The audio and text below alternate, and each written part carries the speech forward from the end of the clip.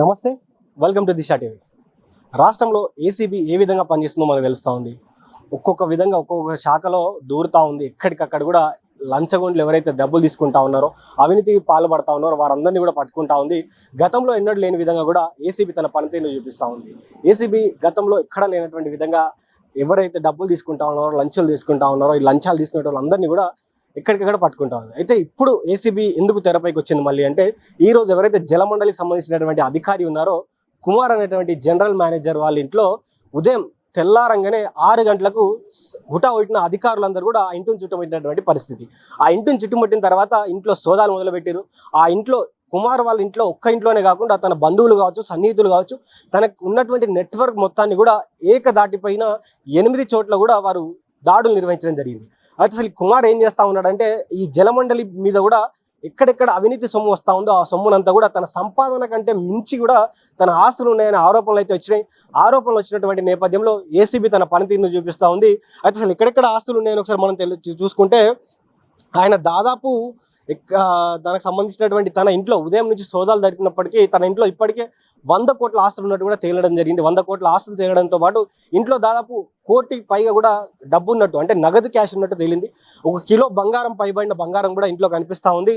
డబ్బులు ల్యాండ్కి సంబంధించినటువంటి ఏవైతే నల్గొండలో కావచ్చు, నిజామాబాద్లో 3 ఎకరాల భూమి ఉన్నట్టు కూడా తెలిసింది. అదేవిధంగా హైదరాబాద్లో 3 ఫ్లాట్లు, 6 ఓపెన్ ఫ్లాట్లు ఉన్నట్టు కూడా పోలీసులు గుర్తించారు. అయితే ఏసీబీ అధికారులు గుర్తించిన తర్వాత అయితే వాస్తవానికి ఈయన జలమండలిలో ఉంటూ కూడా చాలా వరకు డబ్బులు తీసుకోవడం జరిగింది.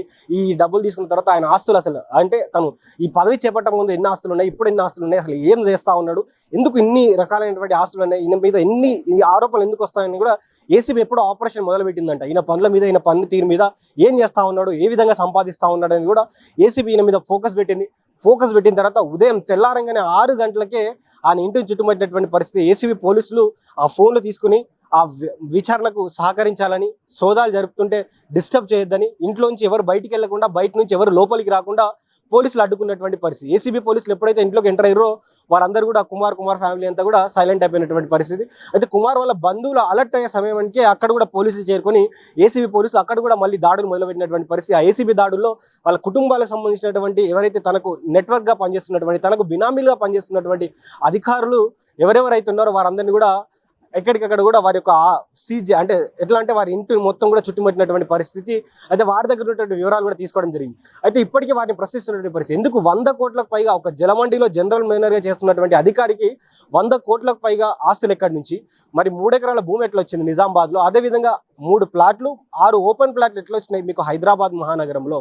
ఒక జలమండలిలో జనరల్ మేనేజర్గా పనిచేస్తున్నటువంటి అధికారి ఇంత పెద్ద అవినీతి ఏ విధంగా చేయగలుగుతున్నాడు అనే విచారణ అయితే అంతా జరుగుతూ ఉంది. అదేవిధంగా వాళ్ళ కుటుంబీకులు ఎవరైతే ఉన్నారో వారి పేర్ల మీద ఉన్నటువంటి ఆస్తులు కావచ్చు, వారి బంధువుల మీద ఉన్నటువంటి ఆస్తులు, కొత్తగా రిజిస్ట్రేషన్ అయినటువంటి ల్యాండ్లు కావచ్చు, వీరు కొత్తగా ఉన్నటువంటి బంగారాలు ఎక్కడెక్కడ ఉన్నాయి, ఏ విధంగా కొంటా ఉన్నారు, ఎవరిని అప్రోచ్ అవుతా ఉన్నారు, ఏ విధంగా డబ్బుని వీరు తీసుకుంటా ఉన్నారు, ఎన్నిసార్లు అయిన బ్యాంక్ ట్రాన్సాక్షన్స్ ఎవరెవరి దగ్గర నుంచి వచ్చినాయి, ఎవరెవరు ఈయనకు డబ్బులు ఇస్తా ఉన్నారు, డబ్బులు ఏ విధంగా ఈయనకు ట్రాన్సాక్షన్ అవుతున్నాయి కూడా అన్ని కూడా పోలీసులు తెలుస్తూ ఉన్నారు. మరి కుమార్ మాత్రం ఏం మాట్లాడినటువంటి పరిస్థితి, ఎందుకంటే ఆయన ఉన్నటువంటి జీతం ఎంత, ఆయన సంపాదిస్తున్నటువంటిది ఇదంతా, ఇంత అవినీతి జరిగితే ఇంత డబ్బు వస్తూ ఉంటుంది. 100 కోట్లు అంటే ఆశామాషి కాదు. ఒక అధికారి 100 కోట్ల దాకా సంపాదిస్తూ ఉన్నాడంటే ఇంకా పైన ఉన్నటువంటి అధికారులు ఏమాత్రం సంపాదిస్తూ ఉన్నారో ఒకసారి మనం అర్థం చేసుకోవచ్చు. ఒక జలమండలికి సంబంధించినటువంటి జనరల్ మేనేజరే ఇంత పెద్దటి స్కామ్కి, అంటే ఇంత 100 కోట్లు సంపాదించగలిగేటువంటి స్కోప్ ఉన్నప్పుడు మిగతా అధికారులు ఇంకెంత సంపాదించేటువంటి జరుగుతూ ఉంది.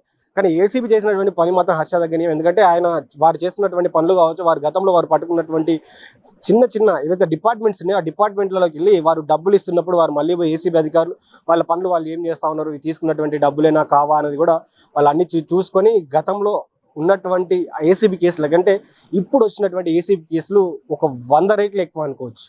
గతంలో ఏసీబీ ఎప్పుడు కూడా ఇంతలా రైడ్స్ చేయలేదు, ఇంతలా పట్టుకోలేదు ఈ తిమింగలాలను. కానీ ఇప్పుడు అవినీతి తిమింగలాలను ఒక రేంజ్లో పట్టుకుంటా ఉన్నాయి. ఏ ఆఫీస్లో లంచం తీసుకోవాలన్నా కూడా గడగడ వణుకుతా ఉన్నారు. లంచాన్ని వేరే రూపంలో తీసుకుంటా ఉన్నారు, డబ్బు రూపంలో తీసుకోవట్లేదు, మనిషి దగ్గర ఉన్నప్పుడు తీసుకోవట్లేదు, వేరే రూపంలో బినామీ రూపాల్లో తీసుకుంటా ఉన్నారు.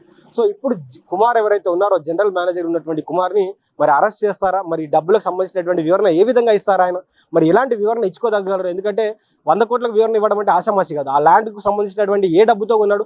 ఇప్పుడు నార్మల్గా ఇవాళ రేపు భూముల రేట్లు ఏ విధంగా ఉన్నాయి? ఒక అధికారి 3 ఎకరాల భూమి కొన్నాడంటే ఆ భూమికి సంబంధించినటువంటి డబ్బులు ఎన్ని గణం పెట్టాడు, ఎలా తీసుకోగలిగాడు? అదేవిధంగా ఒక అధికారి ఇక్కడ 6 ఫ్లాట్లు, ఓపెన్ ఫ్లాట్లు, 3 ఫ్లాట్లు కొనడం అంటే ఆషామాషి కాదు.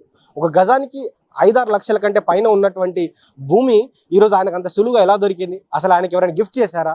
ఏ విధంగా ఆ భూమి వచ్చింది? అసలు ఆ భూమిని ఏ విధంగా కొనగలిగాడు? ఎట్లా ఆయన భూమిని రప్పించుకోగలిగాడు? ఏ విధంగా ఆయన చేసుకోగలుగుతున్నాడు కూడా ఇవన్నీ ప్రశ్నలు ఏసీబీ అధికారులు అడుగుతూనే ఉన్నారు. మరి కుమార్ ఏ విధంగా సమాధానం చెప్తారు? మరి కుమార్కి శిక్ష తప్పదా అంటే శిక్ష తప్పదు. ఎందుకంటే ఇన్ని వందల కోట్ల స్కామ్ జరుగుతున్నప్పుడు అధికారులకు మరి ఆయన ఇచ్చేటువంటి సమాధానం ఏ విధంగా ఉండబోదు, దానికి సంబంధించినటువంటి వివరాలు ఎట్లా చూపెడతారు? ఎందుకంటే 100 కోట్ల వివరాలు చూపెట్టారు, 10 కోట్లు ఉంటే వివరాలు చూపెట్టగలుగుతాడు, కానీ ఇన్ని కోట్లకు ఏ విధంగా వివరాలు చూపెడతారో అర్థం కానటువంటి పరిస్థితి. కానీ ప్రస్తుతానికి ఆయన ఇంట్లో దొరికినటువంటి డబ్బు మాత్రం 1 కోటి పైనే ఉంటుంది, నగదు మాత్రం దొరికింది, కిలో బంగారం పైన బంగారం దొరికింది. మరి వారి భార్యను కూడా ప్రశ్నిస్తున్నటువంటి పరిస్థితి. చూద్దాం మరి రానున్నటువంటి రోజుల్లో మరి ఏసీబీ అధికారులు దీనిపైన ఏం విడుదల చేస్తారు, వారేం చెప్తారు, వారేం మాట్లాడతారు, ఈ కేసులో ఆయన చెప్పినటువంటి వివరాలు మరి మీడియా ముందుకు వచ్చి ఏ విధంగా వెల్లడిస్తారు కూడా వేచి చూద్దాం. చూస్తూనే ఉండండి దిశ టీవీ. నేను మీ journalist Srikanth with video journalist Vamsi from Disha office, Hyderabad.